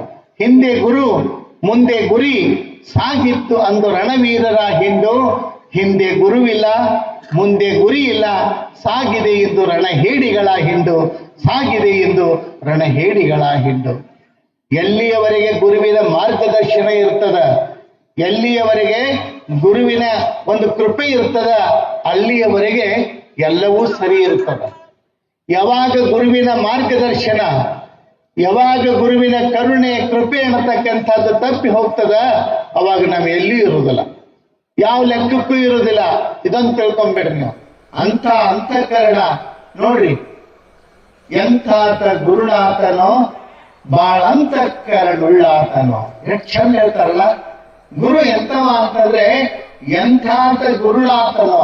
ಗುರು ಎಂಥವ? ಬಹಳ ಅಂತಃಕರಣುಳ್ಳಾತನೋ. ಯಾರು ಗುರು ಎಣಿಸ್ಕೋತಾರೆ ಅಂದ್ರೆ ಯಾರು ಅಂತಃಕರಣದಿಂದ ತುಂಬಿ ಇರ್ತಾರೆ ಅವ ಗುರು ಎಣಿಸ್ಕೋತಾನೆ. ಶಿಷ್ಯನ ಮೇಲೆ ಅಂತಃಕರಣದ ಒಂದು ಪ್ರವಾಹವನ್ನೇ ಹರಿಸ್ತಕ್ಕಂಥ, ಶಿಷ್ಯರನ್ನ ಉದ್ಧರಿಸ್ತಕ್ಕಂಥ ರೀತಿ ಅನ್ನದ ಸಲ್ಲದಲ್ಲ, ಅದು ಬಹಳ ವಿಶಿಷ್ಟವಾಗಿರ್ತಕ್ಕಂಥ ಎಂಥ ರೀತಿ ಅದು, ಎಂಥ ಪ್ರಸಂಗ. ನಿಮ್ಗೊಂದು ಉದಾಹರಣೆ ಕೊಡ್ತೀನಿ. ಪ್ರಸಂಗ ಅದು ಏನು, ಒಬ್ಬ ಶಿಷ್ಯ ಗುರುಗಳ ಬಂದು ಆಶ್ರಮವಾಸಿಯಾಗಿ ಗುರುಗಳ ಸಾನ್ನಿಧ್ಯದೊಳಗೆ ಇದ್ದುಕೊಂಡು ಅವರ ಸೇವೆಯನ್ನ ಮಾಡ್ತಾ ಮಾಡ್ತಾ ಮಾಡ್ತಾ ಗುರುಗಳಿಂದ ತಾನು ಕೃತಾರ್ಥನಾಗಬೇಕು, ತಾನು ಪಾವನನಾಗಬೇಕು ಅಂತಕ್ಕಂಥ ಹಿನ್ನೆಲೆಯೊಳಗೆ ಗುರುಗಳ ಬಂದು ಬೇಡಿಕೊಂಡಾಗ ಅವನು ಇಟ್ಕೊಂಡು ಅವನಿಗೆ ವಿದ್ಯಾಬುದ್ಧಿಯನ್ನು ನೀಡ್ತಾರೆ. ಎಷ್ಟು ಅದ್ಭುತವಾಗಿ ಅವನಿಗೆ ತಯಾರು ಮಾಡ್ತಾರೆ ಅಂತಂದ್ರೆ, ಒಂದು ಕಲ್ಲಿದ್ದಂಗಿರ್ತಕ್ಕಂಥದ್ದನ್ನ ಮೂರ್ತಿಯಾಗಿ ರೂಪಿಸ್ತಾರೆ. ಕಲ್ಲು ಮೂರ್ತಿ ಸುಮ್ಮನೆ ಆಗುದಿಲ್ಲ. ಅದು ಯಾವನೊಬ್ಬ ಗುಡಿ ಹೋಗಿ ಕೈ ಮುಗಿದ ದೇವ್ರ ಮುಂದೆ ಅಳಾಕತ್ತ, ದೇವ್ರ ಮುಂದೆ ಅಳಾಕತ್ತ. ಯಾಕಂತ ಕೇಳಿ ದೇವ್ರು ಅವಾಗ ಅವ ಹೇಳ್ದ, ನನಗೆ ಎಷ್ಟು ಕಷ್ಟ ಬಂದಾವ ಅಂತಂದ್ರೆ ಜೀವನನೇ ಬ್ಯಾಡ ಅನ್ನೋ ಅಷ್ಟರ ಮಟ್ಟಿಗೆ ಕಷ್ಟ ಬಂದಾವ. ಅದಕ್ಕೆ ನನಗೆ ಹೆಂಗಾರೆ ಮಾಡಿ ನಾನು ಜೀವನ ಬಿಟ್ಟು ಕಳ್ಕೋಬೇಕು ಅಂತ ತಿಳ್ಕೊಂಡು ಮಾಡೀನಿ. ನಿಂದು ಬಹಳ ಆರಾಮ ಐತಿ ನೋಡು ಅಂತ ಅಂದ. ಯಾರಿಗೆ? ದೇವರಿಗೆ. ನಿಂದ ಎಷ್ಟು ಆರಾಮ್ ಕುಂತಲ್ಲ, ನೀರ್ ಹಚ್ತಾರ, ವಿಭೂತಿ ಹಚ್ತಾರ, ಹೂವಾ ಪತ್ರಿ ಇಡ್ತಾರ, ಏನ್ ಕಂಬಗ ನೈವೇದ್ಯ, ಊದಿನ ಕಡ್ಡಿ, ದೊಡ್ಡ ಸಡಗರನಿಂದ. ಅವಾಗ ದೇವ್ರು ಹೇಳಿದತ್ತ, ನಿಂದೇನು ಕಷ್ಟ ಇಲ್ಲ, ಈ ಕಷ್ಟ ಏನು ಅಲ್ಲ. ಶಿಲ್ಪಿ ಮೊದಲು ದೊಡ್ಡ ಉಳಿಲೆ ಹೊಡೆದ, ಆಮೇಲೆ ಸಣ್ಣ ಉಳಿಲೆ, ಆಮೇಲೆ ಅಗದಿ ಸಣ್ಣ ಉಳಿಲೆ. ಎಷ್ಟು ಹೊಡೆದ ಅಂತಂದ್ರ ನನಗೆ ಏನಾಗಬಾರದು, ಎಷ್ಟು ನೀ ಏನ್ ಅನುಭವಿಸಾಗತ್ತಿಲ್ಲ, ಇದ್ರ 100 ಪಟ್ಟು ನಾನು ಅವಾಗನ ಅನುಭವಿಸೀನಿ. ಆ ಪೆಟ್ಟನ್ನ ಸಹಿಸಿಕೊಂಡು ಕುಂತೆ ಅಂತ ಅನ್ನೋ ಕಾರಣಕ್ಕ ಇವತ್ತಿಲ್ಲಿ ದೇವರಾಗಿ ನಾ ಕೂತೀನಿ, ನೀವು ಬಂದು ಕೈ ಮುಗಿಯಾಕತ್ತೀರಿ. ಆ ಕಷ್ಟ ಉಳಿತೀರಿ ಅಂತ ನಾನು ಆಗ್ತಿರ್ಲಿಲ್ಲ. ಸುಮ್ಮನೆ ದೇವರಾಗ ಹಾಕಾಗುವುದಿಲ್ಲ, ಸುಮ್ಮನೆ ಆಗಿಬಿಡ್ತೀವ. ಗುರುವಿನ ಸೇವೆಯನ್ನ ಮಾಡೋದ್ರ ಮೂಲಕ ಗುರುವಿನ ಕೃಪೆ ಸುಮ್ಮನೆ ಆಗ್ತದೆ ಅದು ಆಗುದಿಲ್ಲ. ಗುರುವಿನ ಸೇವೆಯನ್ನ ಮಾಡೋದು ಹೆಂಗ? ಕಾಯ ವಾಚ ಮನಸ. ಗುರುವಿನ ಸೇವೆಯನ್ನ ಶರೀರದಿಂದ, ಮನಸ್ಸಿನಿಂದ, ಮಾತಿನಿಂದ ಮಾಡಬೇಕು. ಆ ರೀತಿಯೊಳಗ ತನುಮನ ಧನಗಳಿಂದ ಸೇವೆಯನ್ನ ಮಾಡಬೇಕು. ಅಂದಾಗ ಗುರುವಿನ ಕೃಪೆ ಆಗ್ತದ. ಗುರುಗಳು ಆ ಶಿಷ್ಯನನ್ನ, ಏನೂ ಇರಲಾರದಂತಹ ಶಿಷ್ಯನನ್ನ ಜ್ಞಾನವನ್ನ ನೀಡಿ ಎಷ್ಟು ಅಂತಃಕರಣ ಪ್ರೀತಿಯಿಂದ ನೋಡ್ಕೊಳ್ತಾರೆ ಅಂತಂದ್ರೆ, ಬೆಳೆಸಿದ್ರು, ಓದಿದ, ಎಷ್ಟು ಶಾಣೆ ಆಗ್ಬೇಕ್ರಿ ಅವ. ನಿಮಗೆ ಆಶ್ಚರ್ಯ, ಗುರುಗಳಿಗಿಂತಲೂ ಹೆಚ್ಚಿಗೆ ಶಾಣೆ ಆಗ, ಗುರುಗಳಿಗಿಂತಲೂ ಹೆಚ್ಚಿಗೆ ಶಾಣೆ ಆಗ.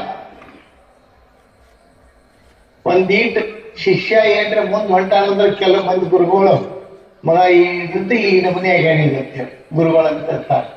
ಆದ್ರೆ ನಿಜವಾದ ಗುರು ತನಗಿಂತಲೂ ತನ್ನ ಶಿಷ್ಯ ಶಾಣೆ ಆದಂದ್ರ ಎಷ್ಟು ಅಭಿಮಾನ ಪಡ್ತಾನ. ಮಗ ಅಪ್ಪನನ್ನ ಮೀರಿಸಿದ ಅಂದ್ರೆ ಅಪ್ಪಗೆ ಸಿಟ್ಟು ಬರುವುದಿಲ್ಲ, ಪಟ್ಟಿ ಕಿತ್ತಾಗೋದಿಲ್ಲ. ನನ್ನ ಮಗ ನನ್ನ ಮೀರಿಸಿದಲ್ಲ, ನನ್ನ ಬದುಕು ಸಾರ್ಥಕ ಆತು ಅಂತಾನ.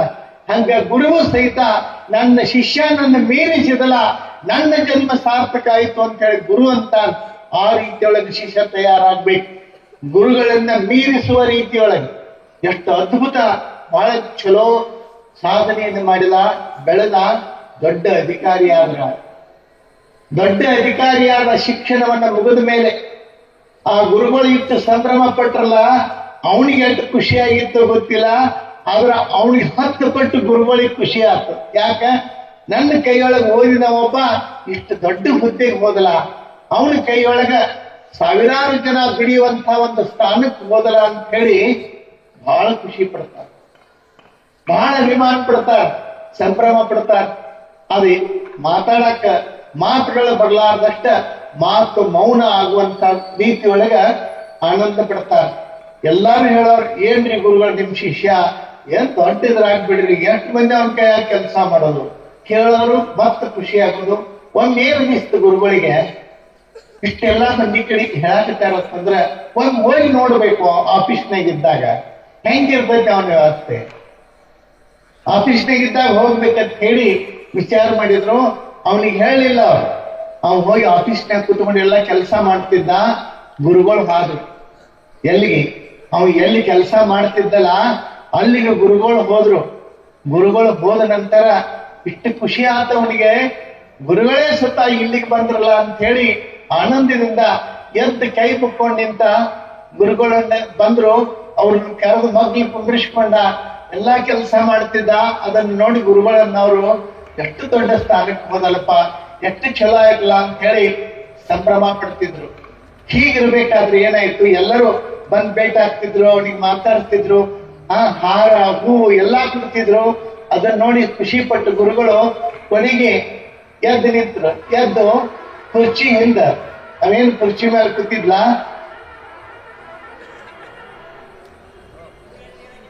ಅವ್ ಕುರ್ಚಿ ಮೇಲೆ ಏನು ಕೂತಿದ್ ನೋಡ್ರಿ, ಆ ಕುರ್ಚಿ ಹಿಂದ ಹೋಗಿ ಅವನ ಹೆಗಲ ಮೇಲೆ ಕೈ ಇಟ್ಟರು.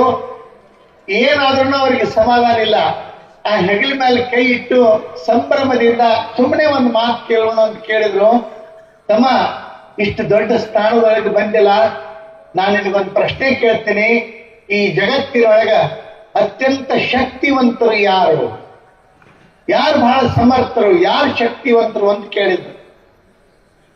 ಅವೇನು ವಿಚಾರ ಮಾಡ್ಲಿಲ್ಲ, ತಡ ಮಾಡ್ಲಿಲ್ಲ. ಆಗಿಂದಾಗ ಹೇಳಿದ, ನಾನೇ ಬಹಳ ಶಕ್ತಿವಂತ, ನಾನೇ ಬಹಳ ಸಮರ್ಥ ಅಂತಂದ. ಅವಾಗ ಗುರುಗಳಂದ್ರು, ಮತ್ತೊಮ್ಮೆ ಕೇಳಿದ್ರು, ನೋಡು ವಿಚಾರ ಮಾಡಿ ಹೇಳು, ಯಾರು ದೊಡ್ಡ ಶಕ್ತಿವಂತರು? ನಾನರಿ ಶಕ್ತಿವಂತ, ನನ್ನ ಬಿಟ್ರೆ ಯಾವ ಶಕ್ತಿವಂತ ಅಂತ ಕೇಳಿದ್ರು. ಆಯ್ತಂತ ಹೇಳಿ ಗುರುಗಳು ಗಪ್ಪ ಆದ್ರು. ಸ್ವಲ್ಪ ಹೊತ್ತು ಅಲ್ಲಿ ಕುಂತ, ನಾನು ಬರ್ತೀನಪ್ಪ ಅಂತ ಹೇಳಿ ಎದ್ದು ಅಲ್ಲಿ ಆಫೀಸ್ನಿಂದ ಹಿಂಗ್ ಹೊರಗೆ ಬಾಗಿಲ್ ತನ ಬಂದ್ರು. ಬಾಗಿಲ್ ತನ ಬಂದು ಇನ್ನೊಂದು ಕೇಳೋಣ ಅಂತ ಹೇಳಿ ಹೊಳ್ಳಿ ನಿಂತ್ರ ಅವರು. ಹೊಳ್ಳಿ ನಿಂತ ಮತ್ತೆ ಶಿಷ್ಯನಿಗೆ ಕೇಳ್ತಾರ, ತಮ್ಮ ಇನ್ನೊಂದು ವಿಚಾರ ಮಾಡಿ ಹೇಳು, ಯಾರು ಶಕ್ತಿವಂತರು ಜಗತ್ತಿನೊಳಗೆ, ಯಾರು ಸಮರ್ಥರು, ಯಾರು ಶಕ್ತಿವಂತರು? ಅವಾಗ ಅವ್ನು ಹೇಳಿದ, ಜಗತ್ತಿನೊಳಗೆ ನೀವೇ ಶಕ್ತಿವಂತರು, ನೀವೇ ಸಮರ್ಥರು ಅಂತಂದ. ಅವಾಗ ಅವನಂದ್ರು, ಆಗ ಹಿಂಗ್ ಹೇಳಿದಿ, ಈಗ ಹಿಂಗ್ ಹೇಳಾಕತ್ತೀರಿ, ಎರಡರಾಗ ಯಾವ್ದು ಖರೆ? ನೀ ಶಕ್ತಿವಂತ ಏನ್ ನಾ ಶಕ್ತಿವಂತ? ಈ ಮಾತು ಕೇಳಿ ಎಲ್ಲರಿಗೂ ಬಹಳ ಒಂಥರ ಅನಿಸ್ತು, ಹಿಂಗ್ಯಾಕೆ ಹೇಳಿದೀವ ಅಂತೇಳಿ. ಆದ್ರೆ ಅವನು ಹೇಳಿದ, ಗುರುಗಳ, ಈಗ ನೀವು ಶಕ್ತಿವಂತರು, ಮತ್ತೆ ಆಗ ನೀ ಶಕ್ತಿವಂತ ಅಂದಲ್ಲ. ಹೌದು, ಅದು ಖರೇನ ಅಂದ. ಅಲ್ಲ ಇವನಂದ್ರ ಅವ್ರು, ಎರಡರಾಗ ಒಂದು ಖರೆ ಆಗ್ಬೇಕು, ಎರಡು ಹೆಂಗ್ ಖರೆ ಹಾಕಾವ? ಯಾರು ಶಕ್ತಿವಂತರು ಹೆಂಗಿದು ಅಂತ ಕೇಳಿದಾಗ ಅವ ಹೇಳಿದ, ನೀವು ಯಾವಾಗ ಕೇಳಿದ್ರಿ, ನನ್ನ ಹೆಗಲ ಮೇಲೆ ನಿಮ್ಮ ಎರಡು ಕೈ ಇಟ್ಟು ಕೇಳಿದ್ರಿ ಯಾರು ಶಕ್ತಿವಂತ ಅಂತ ಹೇಳಿ. ಯಾವ ಶಿಷ್ಯನ ಹೆಗಲ ಮೇಲೆ ಗುರುವಿನ ಅಂತಃಕರಣದ ಹಸ್ತಗಳಿರ್ತಾವೆ, ಜಗತ್ತಿನೊಳಗೆ ಅವನಷ್ಟು ಶಕ್ತಿವಂತ ಬೇರೆ ಯಾರೂ ಅಲ್ಲ, ಯಾರೂ ಅಲ್ಲ. ಮತ್ ಈಗ ಅಲ್ಲಿ ಹೋದ ಕೂಡಲೇ ಹಂಗ್ ಕೇಳ್ತೇನೆ, ಇಲ್ಲಿ ಬಂದು ಕೇಳ್ಕೊಳ್ಳಿ ಹಿಂಗ್ ಕೇಳಿದ್ಲ. ಹೌದು, ನನ್ನ ಹೆಗಲ ಮೇಲಿರೋ ಹಸ್ತನೇ ಇಲ್ಲ ಅಂದಾಗ ನೀವು ಅಲ್ಲಿ ಹೋಗಿ ನಿಂತೀರಂದಾಗ ನಾ ಶಕ್ತಿವಂತ ಆಗ್ಲಿಕ್ಕಿಲ್ಲ, ಆಗಕ್ ಸಾಧ್ಯ ಇಲ್ಲ. ನನ್ನಂಥ ನೂರಾರು ಶಿಷ್ಯರನ್ನ ಸೃಷ್ಟಿ ಮಾಡೋ ಶಕ್ತಿ ಜಗತ್ತಿನೊಳಗೆ ನಿಮಗೊಬ್ಬರಿಗೇನೆ ಇದೆ. ಆ ಕಾರಣಕ್ಕ ನೀವು ಶಕ್ತಿವಂತರು ಅಂತ ಹೇಳಿದೆ. ನಂದೇನ್ ತಪ್ಪು ಅಂತಂದ. ಗುರುಗಳಿಗಿಟ್ಟು ಖುಷಿ ಆಯ್ತು. ನಾನು ಏನೋ ತಿಳ್ಕೊಂಡಿದ್ದೆ, ಎಂಥ ಶಿಷ್ಯರತ್ನ ನನ್ನ ಪಾಲಿಗೆ ಸಿಕ್ತಲ್ಲ ಅಂತ ತಿಳ್ಕೊಂಡು ಹೇಳಿ ಸಂಭ್ರಮ ಪಟ್ಟಂತೆ. ಸುಮ್ಮನೆ ಆಗತಕ್ಕಂಥದ್ದಲ್ಲ, ಇವತ್ತ ಗುರುವಿನ ಅನುಗ್ರಹ ಅಂತಕ್ಕಂಥದ್ದು, ಗುರುವಿನ ಅಂತಃಕರಣ ಅಂತಕ್ಕಂಥದ್ದು ಪ್ರಾಪ್ತ ಆಯ್ತು ಅಂತಂದ್ರೆ ಜಗತ್ತಿನೊಳಗ ಅವನನ್ನ ಹಿಡಿತಕ್ಕಂಥವ್ರು, ಅವನನ್ನ ಏನೋ ಮೀರಿಸ್ತಕ್ಕಂಥವ್ರು ಯಾರು ಇಲ್ಲ ಅನ್ನತಕ್ಕಂಥ ಮಾತನ್ನ ಇಲ್ಲಿ ನಾವು ಗಮನಿಸ್ಬೇಕು. ಈಗ ದೊಡ್ಡವರನ್ನ ನೀವು ಗುರುಗಳನ್ನ ಕರಿಬೇಕಾದ್ರೆ ಏನಂತ ಕರಿತೀರಿ? ಅಪ್ಪವ್ರಂತ ಕರೀತೀರಿ, ಇಲ್ಲ ಬುದ್ಧಿ ಅಂತ ಕರೀತಾರ. ಬುದ್ಧಿ ಬುದ್ಧಿ ಬುದ್ಧಿ ಅಂತ ಕರೀತಾರ. ಏನು ಬುದ್ಧಿ ಅಂತಂದ್ರೆ ಯಾಕೆ ನಾವು ಹಾಗೆ ಸಂಬೋಧನೆ ಮಾಡ್ತೀವಿ? ಸುಮ್ಮನೆ ಅಲ್ಲ, ಅದು ಬುದ್ಧಿ ಅಂತ ಕರೆಯುವಲ್ಲಿ ಒಂದು ಕಾರಣ ಅದ. ಯಾರನ್ನ ಬುದ್ಧಿ ಅಂತ ಸಂಬೋಧನೆ ಮಾಡ್ತೀವಿ ಅಂತಂದ್ರೆ ಯಾರ ಬುದ್ಧಿ ಅವ್ರ ಕೈಯಾಗ ಐತೋ ಅವರನ್ನ ಬುದ್ಧಿ ಬುದ್ಧಿ ಅಂತ ಕರೀತಾರ. ಅವ್ರ ಬುದ್ಧಿ ಅವ್ರ ಕೈಯಾಗ ಇಟ್ಕೊಂಡಿರ್ತಾರೆ. ಅದರ ಅರ್ಥ ಮನಸ್ಸು ಬಂದಂಗ ಮನುಷ್ಯನ ಕೈಯೊಳಗೆ ಬುದ್ಧಿ ಕೊಡಬಾರ್ದು. ಮನಸ್ಸು ಏನ್ ಬೇಕಾಅಂತ ಹೇಳ್ತದ. ಯಾರು ಮನುಷ್ಯನ ಬೆನ್ನ ಹತ್ತಿ ಹೋಗ್ತಾರ ಅವರೆಂದೂ ಗುರು ಆಗಕ್ ಸಾಧ್ಯ ಇಲ್ಲ. ಯಾರು ಮನಸ್ಸನ್ನ ತನ್ನ ನಿಯಂತ್ರಣದೊಳಗೆ ಇಟ್ಕೋತಾರ, ಮನಸ್ಸನ್ನ ಬುದ್ಧಿಯನ್ನ ಯಾರು ತನ್ನ ಕಂಟ್ರೋಲ್ದೊಳಗೆ ಇಟ್ಕೋತಾರೆ, ಅವು ಮಾತ್ರ ನಿಜವಾದಂತಹ ಗುರು, ಶ್ರೇಷ್ಠ ವ್ಯಕ್ತಿ ಅಂತ ಹೇಳಿ ಅನಿಸ್ಕೊಳ್ಳೋದಕ್ಕ ಸಾಧ್ಯ ಆಗ್ತದಲ್ಲ. ಆ ಹಿನ್ನೆಲೆ ಒಳಗ ಇವತ್ತ ಗುರುವಿನ ಕರುಣೆ ಅಂತಕ್ಕಂಥದ್ದು, ಗುರುವಿನ ಮಹಿಮೆ ಅನ್ನತಕ್ಕಂಥದ್ದು ಬಹಳ ದೊಡ್ಡದು. ಆ ಕಾರಣಕ್ಕ ಇವತ್ತ ನಾವು ಯಾರ ಮಾತು ಕೇಳಬೇಕು? ಪ್ರಶ್ನೆಗಳು ಬರ್ತಾವ. ಯಾರ ಮಾತು ಕೇಳಿ ನಾವು ನಡಿಬೇಕು? ನೀವು ಇದನ್ನ ಕೇಳಿದ್ರೆ ರಾಜಕೀಯದೊಳಗೆ ಕೇಳಿದ್ರೆ ಹೈಕಮಾಂಡ್ ಅಂತ, ಹೈಕಮಾಂಡ್ ಕೇಳಿ ನಾವು ನಡಿಬೇಕು ರಾಜಕೀಯದ. ಮತ್ ನಿಮ್ದು ಬಂದ್ರೆ ಸುದ್ದಿ ನಿಮ್ದು ಹೈಕಮಾಂಡ್ ಇರ್ತೈತೆ, ನಮ್ದು ಹೈಕಮಾಂಡ್ ಕೇಳೇ. ಈಗ ನೋಡ್ರಿ ನೀವು ಏನ್ ಮಾಡಪ್ಪ ಇದೊಂದು ಕೆಲಸ ನೀವು ಮಾಡಿಕೊಡೋದು ನಾ ಮನ್ಯಾಗ ಅವ್ರನ್ನ ಕೇಳ್ತೇನೆ ಅಂದ್ರೆ ನೀವು ಹಂಗೆ ನಾವಲ್ರಿ. ಅದ್ರ ಅರ್ಥ ಏನು? ಮನ್ಯಾಗ ಅವ್ರನ್ನ ಕೇಳ್ತೇನ್ರಿ ಅಂತ ನನಗೆ ಒಂದು ಮನೆ ಬಿಟ್ಟು ಹೊರಗೆ ಹಾಕಿ ಬಂದಂಗ ಆಗ್ತೈತದ್ರ. ಇಲ್ಲಿ ನಾವು ಗಮನಿಸಬೇಕಾದಂತಹದ್ದು ಯಾರು ಮಾತು ಕೇಳಬೇಕು ಅಂತಂದ್ರೆ ಆತ್ಮಬುದ್ಧಿ ವಿಶೇಷತಃ ಅಂತ ಹೇಳ್ತಾರೆ. ಆತ್ಮನಾಖ್ಯಾತ ಉತ್ತಮ, ಆತ್ಮನಾಖ್ಯಾತ. ಯಾರು ಶ್ರೇಷ್ಠ ಅಂತಂದ್ರೆ ಆತ್ಮದ ಮಾತನ್ನ, ಸ್ವತಂತ್ರ ಬುದ್ಧಿಯ ಮಾತನ್ನ ಯೋಚನೆ ಮಾಡಿ ಯಾರು ಕೇಳ್ತಾರಲ್ಲ ಅವ ವಿಶೇಷ. ಆದ್ರೆ ಗುರುವಿನ ಮಾತುಗಳನ್ನು ಯಾರು ಕೇಳಿ ನಡೀತಾರಲ್ಲ ಅದು ಇನ್ನೂ ವಿಶೇಷ.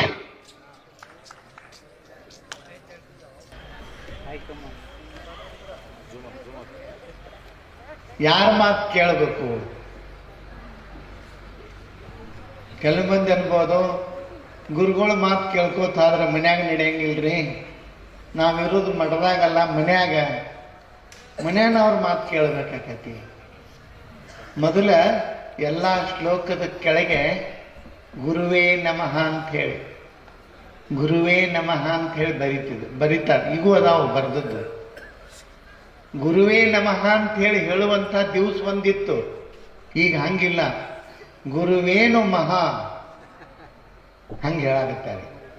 ಗುರುವೇ ನಮಃ ಇಲ್ಲ, ಗುರುವೇನು ಮಹಾ. ಈಗ ಗುರುಗಳನ್ನ ಕೈ ಬಿಟ್ರಿ, ಈಗ ಗೂಗಲ್ ಹಿಡ್ಕೊಂಡು ಕೂತಾರೆ. ಈಗ ಗುರುಗಳನ್ನ ಹಿಡ್ಕೊಂಡು ಕೂತಿಲ್ಲ, ಗೂಗಲ್ ಹಿಡ್ಕೊಂಡು ಕೂತಾರ. ಈ ಗುರುಗಳದ ನಮ್ಗೆ ಏನ್ ಸಿಗೋದ? ಗೂಗಲ್ದಾಗ ಎಲ್ಲ ಸಿಗ್ತೈತಿ ಅಂತ ಹೇಳಿ ಈ ಗೂಗಲ್ ಅದೇನು ಮ್ಯಾಪ್ ಹಾಕ್ತಾರೋ ಆ ಗೂಗಲ್ ಎಲ್ಲೆಲ್ಲಿ ಗೊತ್ತೈತೆ ನಿಮ್ಗೆ? ಎಲ್ಲೆಲ್ಲಿ ಹೇಳಾಗಿಲ್ಲ. ಗೂಗಲ್ ಯಾವ ಗುರುವಿನ ಹೆಣ್ಣು ಹತ್ತಿರ ನಿಮ್ಮ ಜೀವನನೇ ಉದ್ಧಾರ ಆಗ್ತತಿ ಅನ್ನತಕ್ಕಂಥ ಮಾತನ್ನ ಇವತ್ತು ನಾವು ನೆನಪಿಟ್ಕೋಬೇಕು. ಗೂಗಲ್ ಭಕ್ತರಾಗಬೇಡ್ರಿ, ಗುರುಗಳ ಭಕ್ತರಾಗ್ರಿ, ಗುರುಗಳ ಭಕ್ತರಾಗ್ರಿ. ಆ ಹಿನ್ನೆಲೆಯೊಳಗೆ ಇವತ್ತ ಎಂಥ ಅದ್ಭುತವಾದ ಗುರು ಶಿಷ್ಯ ಪರಂಪರೆಯನ್ನು ನಾವು ಕಾಣ್ತೀವಿ. ಪರಮಹಂಸರು, ವಿವೇಕಾನಂದರು, ಇಳಂದೂರು ಬಸವಲಿಂಗೇಶ್ವರಿಗಳು, ಹಾನಗಲ್ಲ ಕುಮಾರಸ್ವಾಮಿಗಳಂಥ, ಶಿಶುನಾಳ ಶರೀಫರು, ಗೋವಿಂದ ಭಟ್ರಂಥ ಎಂಥ ಅದ್ಭುತ ಪರಂಪರೆಯಲ್ಲಿ ನಾವು ಕಾಣ್ತೀವಿ. ಸಣ್ಣದಲ್ಲ ಅದು. ಆ ಪರಂಪರೆ ಬಹಳ ದೊಡ್ಡದು. ಗುರುವಿನ ಆಶೀರ್ವಾದ, ಗುರುವಿನ ಕರುಣೆಯನ್ನ ತಿಳಿಬೇಕಾದ್ರೆ ನಮ್ಮ ಬುದ್ಧಿ ವಿಶೇಷ ಬೇಕು, ನಮ್ಮ ವಿಶೇಷ ಬುದ್ಧಿ ಬೇಕು. ನೋಡ್ರಿ, ಶರೀಫು ಸಿದ್ಧಾರೂಢ ಬಂದ್ರಂತ. ಸಿದ್ಧಾರೂಢರು ಕುಂತಿದ್ರು, ಎಲ್ಲರಿಗೂ ಆಶೀರ್ವಾದ ಮಾಡಕತ್ತಿದ್ರು. ಪ್ರವಚನ ಮುಗಿದ ಮೇಲೆ ಶರೀಫ ಏನ್ ಮಾಡಿದ, 2 ಕಾಯಿ ತಗೊಂಡ ನನಗೂ ಆಶೀರ್ವಾದ ಮಾಡ ಅಂದ. ಅವಾಗ ಸಿದ್ಧಾರೂಢ್ರಿ ಒಂದು ಗಾತ್ಲು ಭಾಳ ಇರ್ತೈತಿ, ಸುಸೂತ್ರ ಇರಂಗಿಲ್ಲ ಅಂತ ಹೇಳಿ ಗೊತ್ತಿತ್ತ. ಆಯ್ತಿನ ಬಂದಾನಂತ ಹೇಳಿ ಅವ್ರು ಏನ್ ಮಾಡ್ರು, 2 ಕಾಯಿ ಹಿಂಗೆ ಕೈಯಾಗಿ ಹಿಡ್ಕೊಂಡು ನಂಗ್ಲಿ ಖಬರ್ ಇರ್ಬೇಕು ಹಂಗ ಕಾಯಿ ನೋಡೇ ತಗೊಂಡಿದ್ದ. ಅವಾಗ ಸಿದ್ಧಾರೂಢ್ರಿ ಏನ್ ಮಾಡ್ರು, ಒಂದು ಕಾಯಿ ತಗೊಂಡ್ರು. ಒಂದು ಕಾಯಿ ತಗೊಂಡು ಹಿಂಗ ಮೂಸಿ ನೋಡಿದ್ರು, ಹಿಂಗ ಕೈಯಾಗಿ ಹಿಡದ ಮೂಸಿ ನೋಡಿದ್ರು. ಬಹಳ ವಿಶೇಷ, ಮೂಸಿ ನೋಡಿದ ಮೇಲೆ ಆ ಕಾಯಿ ಒಡೆದ್ರ ಆ ಕಾಯಿ ಒಳಗೆ ಕೊಬ್ಬರಿನೂ ಇಲ್ಲ, ನೀರು ಇಲ್ಲ. ಇನ್ನೊಂದು ಕಾಯಿ ಇತ್ತಲ್ಲ, ಅದನ್ನು ತಗೊಂಡ ಹಿಂಗಾಯಿ ಇತ್ತಲ್ಲ, ಅದನ್ನು ತಗೊಂಡ ಹಿಂಗ ಮ್ಯಾಲ ತೂರಿದ್ರು. ಮ್ಯಾಲ ತೂರಿದ ಮೇಲೆ ಎಲ್ಲರೂ ನೋಡಾಕತ್ತಿದ್ರು ಎಲ್ಲಿ ಹೋತಂತ ಹೇಳಿ. ಅದ್ ಮ್ಯಾಲ ತೂರಿದ್ದು ಮ್ಯಾಲೆ ಹೋತು, ತೆರಗ ಬರಲಿಲ್ಲ. ಸಿದ್ಧಾರೂಢರು ಹೇಳಿರತ್ತ, ಗುರು ಮುಟ್ಟಿದರೆ ಕಾಯದೊಳಗ ಕೊಬ್ಬರಿನೂ ಇರಬಾರ್ದು, ಕಾಯಿಯೊಳಗ ಕೊಬ್ಬರಿನೂ ಇರಬಾರ್ದು, ನೀರು ಇರಬಾರ್ದು. ಗುರುವಿನ ಆಶೀರ್ವಾದ ಆದ ಮೇಲೆ ಶಿಷ್ಯನ ಕಾಯದೊಳಗ ಏನು ಹೋಗ್ಬೇಕು, ಅಲ್ಲೇನು ಸೊಕ್ಕು ಇರ್ತದಲ್ಲ, ಅಹಂ ಇರ್ತದಲ್ಲ, ಅದು ಹೋಗ್ಬೇಕು. ಅದು ನಿಜವಾದ ಆಶೀರ್ವಾದ ಅಂತ ಹೇಳಿದ್ರ. ಹಂಗ ಆ ಕಾಯಿ ತೂರಿದ ಕಾಯಿ ತಿರುಗಿ ತೆಳಗೆ ಬರಲಿಲ್ಲ. ಇದರ ಅರ್ಥ ಏನು ಅಂತಂದ್ರೆ, ಯಾವಾಗ ಗುರುವಿನ ಹಸ್ತ ಮುಡ್ತದ ಆ ಕಾಯಿ ಆ ಬಂದ ಕಾಯ ಅವೆರಡೂ ಪರಮಾತ್ಮನ ಪಾದಕ್ಕೆ ಅರ್ಪಿತ ಆಗ್ತವೆ ಅನ್ನತಕ್ಕಂಥ ಮಾತನ್ನ ಸಿದ್ಧಾರೂಢರು ಹೇಳುವಂತ. ಗುರುವಿನ ಆಶೀರ್ವಾದದ ಗುರುತನ್ನ ನೋಡ್ರಿ, ಗುರುವಿನ ಗುರುತ ಹಿಡಿದು ಸುಮ್ಮನೆ ಅಲ್ಲ, ಸುಮ್ಮನೆ ಅದಕ್ಕೆ ಬಹಳ ಇರ್ತದ. ಗುರುವಿನ ಯೋಗ್ಯತೆಯನ್ನ ಅರ್ಥ ಮಾಡಿಕೊಂಡು ಗುರುವಿನ ಕರುಣೆಯನ್ನು ಪಡ್ಕೊಳ್ತಕ್ಕಂಥದ್ದು ಸಣ್ಣದಲ್ಲ. ಅದಕ್ಕಾಗಿ ಜೀವಾಸನ ಮಾಡ್ಕೋಬೇಕಾಕತ್ತೆ. ನೋಡ್ರಿ, ಗರ್ಗದ ಮಡಿವಾಳಪ್ಪನ ಮನೆಗೆ ಕರೆದಿರ್ತಾಳ ಒಬ್ಬ ಹೆಣ್ಮಗಳು, ಯಪ್ಪ ನಮ್ಮ ಮನೆಗೆ ಊಟಕ್ಕೆ ಬಾ ಅಂತ ಹೇಳಿ. ಊಟಕ್ಕೆ ಬಾ ಅಂತ ಕೂಡಲೇ ಆಯ್ತಂದವ. ಯಾವಾಗ, ಎಷ್ಟೊತ್ತಿಗೆ, ನಾಳೆ ನನ್ನ ಮನೆ ಸಾಣದೈತಿ, ಇರೋದ ಒಂದು ಕೂಲೆ, ನೀ ದೌಡ್ ಬಂದು ಕೂತಿದ್ರೆ ನನಗೆ ಅಡಿಗೆ ಮಾಡಕ್ಕದು ಆಗುದಿಲ್ಲ, ಅದಕ್ಕೆ 11:00 ಅದು ಬಾ ಅಂತಂದ್ರೆ, ನೀವು ಮಡಿವಾಳ ಕಾಲಿನೇ ಇದ್ದ, ಅವ್ 11:00 ಹೇಳಿ ನೀವು 9:00 ಹೋಗಿದ. ಇನ್ನ ಅಡಿಗೆನೇ ಮಾಡಕತ್ತಿದ್ದಿಲ್ಲ. ಅವಾಗ ಯಪ್ಪ ನಿಂಗೆ ಹೇಳಿದ್ದೆ, ಅವಾಗ ನೀ ಬಂದ್ ಕೂತಿವಾಗ ಆಯ್ತು ಬಿಡಿ, ಇನ್ ಮಠಕ್ಕೆಲ್ಲಿ ಹೊಕ್ಕಿ ಇಲ್ಲೇ ಕುಂಡ್ರ ಅಂತ ಹೇಳಿ ಒಂದು ಜಮಖಾನಿತ್ತು, ಹೊರಗೊಂದು ಇಟ ಕಟ್ಟಿತ್ತು. ಆ ಕಟ್ಟಿ ಮೇಲೆ ಹಾಸಿಳು, ಕುಂದ್ರಪ್ಪ ಇಲ್ಲೇ ಮತ್ತೆ ಒಳಗ್ ಜಾಗ ಇಲ್ಲತ್ತಂದ. ಆಯ್ತಂತ ಹೇಳಿ ಹೊರಗೆ ಕುಂದ್ರಿಸಿಳು. ಅಡಿಗೆ ಮಾಡಕತ್ತಳು, ಅಡಿಗೆ ನಡೆದಿತ್ತು, ಹೊರಗೆ ಕೂತಿದ್ದು. ಸುಮ್ ಕುಂದಿರ್ಬೇಕಿಲ್ರಿ, ಬಂದಾನೆ ಅದಕ್ಕೆ ಊಟಕ್ಕೆ ಅಟ್ಟು ಮಾಡ್ಕೊಂಡು ಹೋಗ್ಬಿಟ್ಟಿದ್ರೆ ಮುಗಿತಿತ್ಲ. ಸುಮ್ಮ ಕುಂದಿರ್ಲಿಲ್ಲ. ಏನ್ ಮಾಡಿದ, ಒಂದು ಅವ್ರಿ ಬಳ್ಳಿ ಹೆಚ್ಚಿತ್ತು ಅದು ಮುದುಕಿ.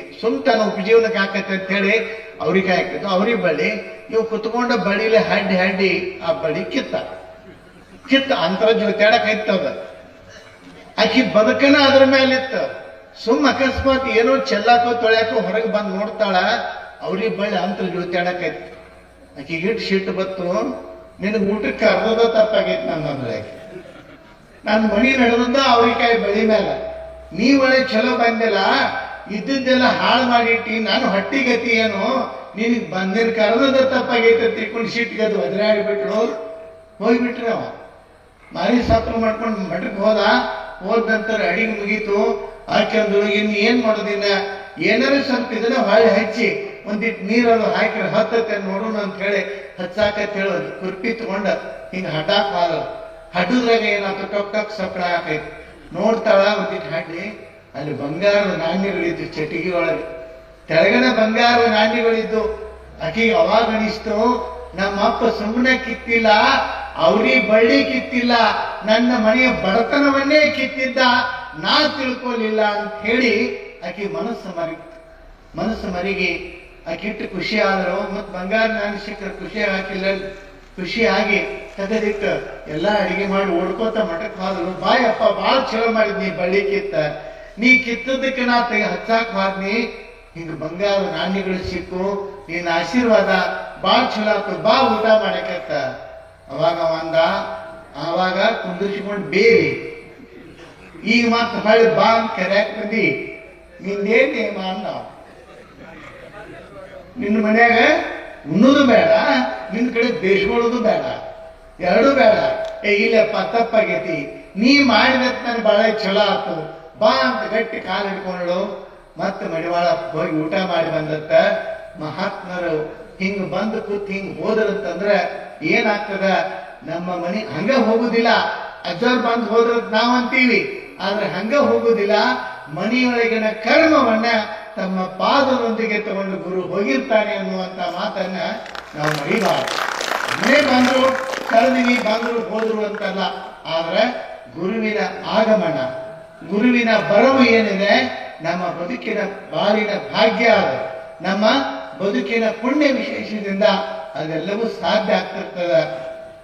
ಆ ಕಾರಣಕ್ಕೆ ಈಗ ನೋಡಿ, ನಾವು ದಸರಾ ದೀಪಾವಳಿ ಅಂತ ಹೇಳ್ತೀವಿ, ಹೌದಿಲ್ರಿ? ಯುಗಾದಿ, ದಸರಾ, ದೀಪಾವಳಿ ಬಹಳ ದೊಡ್ಡ ಹಬ್ಬಗಳಿವು. ಒಂದು ದೊಡ್ಡ ಹಬ್ಬ ಅಂತ ಹೇಳ್ತೀವಿ. ಆದ್ರೆ ನಿಜವಾಗ್ಲೂ ಯಾವುದು ದಸರಾ ದೀಪಾವಳಿ ಅಂತಂದ್ರೆ, ಯಾವ ಮನೆಗೆ ಗುರು ಪಾದ ಹಾಕ್ತಾನ, ಎಂದ ಪಾದ ಇಡ್ತಾರ, ಅವತ್ತ ಆ ಮನೆಗೆ ದಸರಾ ದೀಪಾವಳಿ. ಇವೇನ್ ಬಿಡ್ರಿ ಉಳಿಕಿದ್ದು, ಇವು ಸುಮ್ಮನೆ ದಸರಾ ದೀಪಾವಳಿ, ಇವು ಮಾಡಿ ಉಣ್ಣು ಸಂಬಂಧ ದೀಪಾವಳಿ. ಹೆಣ್ಮಕ್ಳಿಗೆ ಹೊಸ ಸೀರೆ ಸಿಗ್ತಾವ, ಅದ್ರ ಸಂಬಂಧ ಅವ್ರು ಹಬ್ಬ ಮಾಡ್ಕೊಂಡು ಕುಂದಿರ್ತಾರೆ. ಆದ್ರೆ ನೆನಪಿಟ್ಕೋಬೇಕು, ಇವತ್ತ ಗುರುವಿನ ಕಾರುಣ್ಯ ಅಂತಕ್ಕಂಥದ್ದು, ಗುರುವಿನ ಕರುಣೆ ಅಂತಕ್ಕಂಥದ್ದು ಎಷ್ಟು ಅದ್ಭುತವಾಗಿ ಕೆಲಸ ಮಾಡ್ತದಂತಂದ್ರೆ, ಯಾವ ಕಾರಣಕ್ಕೂ ನಾವು ಅದರಿಂದ ವಿಮುಖರಾಗಬಾರದು. ಗುರು ಕಾರುಣ್ಯದಿಂದ ನಾವು ವಿಮುಖರಾದೀವಿ ಅಂತಂದ್ರ ನಮ್ಮ ಜೀವನದೊಳಗ ಯಶಸ್ಸು ಅಂತಕ್ಕಂಥದ್ದು ಸಿಗೋದಕ್ಕೆ ಸಾಧ್ಯ ಇಲ್ಲ ಅಂತಕ್ಕಂಥ ಮಾತನ್ನ ಈ ಸಂದರ್ಭದೊಳಗೆ ಹೇಳ್ತಾ, ಇವತ್ತು ಎಲ್ಲವೂ ಕಾರ್ಯಗಳು ನಡಿಬೇಕಾದ್ರೆ ಕಾರ್ಯ ಕಾರಣ ಅಂತ ಹೇಳ್ತಾರೆ. ಒಂದು ಕಾರ್ಯ ಆಗ್ಬೇಕಾದ್ರೆ ಒಂದು ಕಾರಣ ಇರ್ಬೇಕು. ಇವತ್ತು ಈ ಕಾರ್ಯ ಆಗ್ತಿದ್ರೆ ಇದಕ್ಕೆ ಕಾರಣ ಏನು ಅಂತಂದ್ರೆ, 2 ಶತಮಾನದ ಸಂಭ್ರಮದೊಳಗ ನಾವು ನೀವೆಲ್ಲ ಇಲ್ಲಿ ಅದೀವಿ ಅನ್ನತಕ್ಕಂಥ ಕಾರಣಕ್ಕ ಈ ಕಾರ್ಯ ನಡೆದದನ್ನುವ ಒಂದು ಮಾತನ್ನ ಇಲ್ಲಿ ನಿಮ್ಮೆಲ್ಲರಿಗೂ ಮತ್ತೊಮ್ಮೆ ನೆನಪಿಸ್ತಾ ಇಲ್ಲಿ ಈ ಕಾರ್ಯಕ್ಕೆ ಪ್ರತಿ ದಿವಸ ಈ ಪ್ರವಚನ ಕಾರ್ಯಕ್ರಮ ನಡೀತಾ ಇದೆ. ಈ ಕಾರ್ಯದೊಳಗ ನೀವೆಲ್ಲ ಹೆಚ್ಚಿನ ಸಂಖ್ಯೆಯೊಳಗ ಭಾಗವಹಿಸುವ ಮೂಲಕ ಇದನ್ನು ಯಶಸ್ಸುಗೊಳಿಸಬೇಕು ಅಂತಕ್ಕಂಥ ಮಾತನ್ನ ಈ ಸಂದರ್ಭದೊಳಗೆ ಹೇಳ್ತಾ, ಈ ಟೈಮು, ಪ್ರವಚನದ ಟೈಮು, ಈಗ ನಾವೆಲ್ಲ ಅಂದ್ಕೊಂಡು, ಗುರುಗಳು ಎಲ್ಲರೂ ಕೂಡ ಅಂದ್ಕೊಂಡು ಒಂದು ಟೈಮ್ ಫಿಕ್ಸ್ ಆಗಿರ್ತದ. ಆದ್ರೆ ಖರೆ ಫಿಕ್ಸ್ ಆಗೋದು ಈಗ ಅದು ಟೈಮ್ ಯಾವಾಗ, ಈಗ ನೀವು ಹೇಳ್ರಿ, ನಿಮ್ಗೆ ಎಷ್ಟೊತ್ತಿಗೆ ಆಕತಿ ಅನ್ನೋದನ್ನು ಹೇಳಿದ ಮೇಲೆ ಅದನ್ನೇನು ಹೇಳ್ತೀವಲ್ಲ ಅದು ಖರೆಯದ್ದು. ಈಗ ನಾವು ಹೇಳಿದ್ದು, ಪತ್ರಿಕೆ ಒಳಗೆ ಹೇಳಿದ್ದು, ಡಂಗ್ರ ಬಿಡಿಸಿದ್ದು ಅವೇನು ಖರೆಯದ್ದು ಅಲ್ಲ ಅವು. ಯಾಕಂದ್ರೆ ನೀವು ಯಾವಾಗ ಬರ್ತಿರ್ಲ ಅದು ಖರೆಯದ್ದು, ನಿಮಗೆ ಗೊತ್ತದ. ಅವ್ರು ಎಟ್ಟ ಕರೆ ಹೇಳುವ ಅಲ್ಲ, ನಾವು ಬಂದ ಮೇಲೆ ಶುರುವಾಗೋದಿಲ್ಲ, ಅದು ನಿಮ್ಗೆ ಗೊತ್ತೈತವ, ಹೌದಿಲ್ರಿ? ಅದಕ್ಕೇನು ಅನ್ನೋದು, ಒಂದು ಸಮಯವನ್ನ ನಿಶ್ಚಿತಗೊಳಿಸ್ಬೇಕು. ಬರೋಬ್ಬರಿ ಆ ಸಮಯಕ್ಕೆ ನಾವೆಲ್ಲರೂ ಇರಬೇಕು, ಅದು ಪ್ರಾರಂಭ ಆಗಬೇಕು, ನಡಿಬೇಕು. ಆ ಹಿನ್ನೆಲೆ ಒಳಗೆ ಯಾವ ಸಮಯ ಸೂಕ್ತ, ನಿಮಗೆ ಯಾವ್ದು ಅನುಕೂಲ ಆಗತ್ತೆ ಅದನ್ನ ಹೇಳಿ. ನಾವು ಹೇಳಕ ಬಂದೀವಿ, ನೀವು ಅನ್ನೋದು ಕೇಳೋದು ಹೇಳಕ್ಕ ನಾವು, ಅದೇನು ಪ್ರಶ್ನೆ ಇಲ್ಲ. ನಮ್ಗೇನು ಅಡ್ತನೆಯಾಗಿ ಹಿಂಗೆ ಕೇಳಾಕತ್ತೀವ ತಿಳ್ಕೊಬೇಡ್ರಿ. ಅದಕ್ಕೆ ಯಾವ ಸಮಯ ಇರಲಿ ಅನ್ನೋದನ್ನ ಹೇಳ್ರಿ.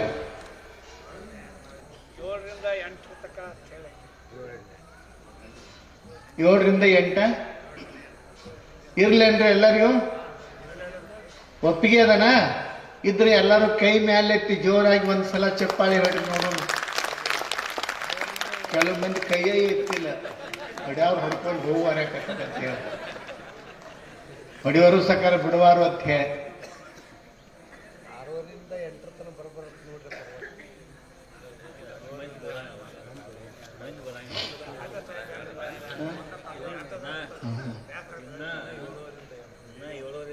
ಆಯ್ತು, 7ರಿಂದ 8 ಇರ್ಲಿಲ್ಲ, ಆಗ್ಲಿ. ನಾಳೆಯಿಂದ ಸರಿಯಾಗಿ 7ರಿಂದ 8 ಇಲ್ಲಿ ಕಾರ್ಯಕ್ರಮ ನಡೀತದ. ಆ ಕಾರ್ಯದೊಳಗೆ ನೀವೆಲ್ಲ ಹೆಚ್ಚಿನ ಸಂಖ್ಯೆಯೊಳಗೆ ಭಾಗವಹಿಸ್ತೀರಿ, ಅದರ ಪ್ರಯೋಜನವನ್ನು ಪಡಿತೀರಿ. ನಾಳೆ ನಡೀತಕ್ಕಂಥ ಎಲ್ಲ ಕಾರ್ಯದೊಳಗೆ ನೀವು ಸಕ್ರಿಯವಾಗಿ ನಿಲ್ತೀರಿ ಅಂತ ಕೊಂಡು ಹೇಳಿ ಆಸೆ ಮಾಡ್ತಾ, ನಿಮ್ಮೆಲ್ಲರಿಗೂ ಅಡವಿ ಸಿದ್ದೇಶ್ವರ ಒಂದು ಆಶೀರ್ವಾದವನ್ನ, ಒಂದು ಅಂತಃಕರಣದ ಹರಕೆಯನ್ನು ಬಯಸ್ತಾ ಹಾರೈಸ್ತಾ ಇವತ್ತಿನ ಈ ಪ್ರವಚನ ಕಾರ್ಯಕ್ರಮಕ್ಕೆ ಇಲ್ಲಿಗೆ ವಿರಮಿಸೋಣ ಅಂತಕ್ಕಂಥ ಮಾತನ್ನ ಹೇಳ್ತೇನೆ.